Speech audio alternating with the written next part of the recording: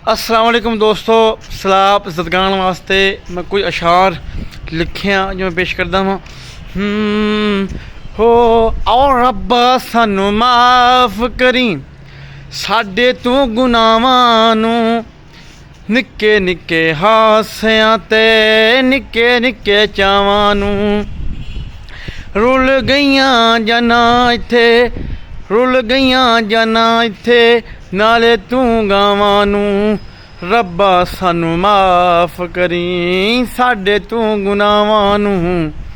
आओ भुख हुण लगदी नी, देखे हालातां नूं, कौन समझूगा साडे निक्के निक्के जज्बातां नूं, निक्के निक्के जज्बातां नूं।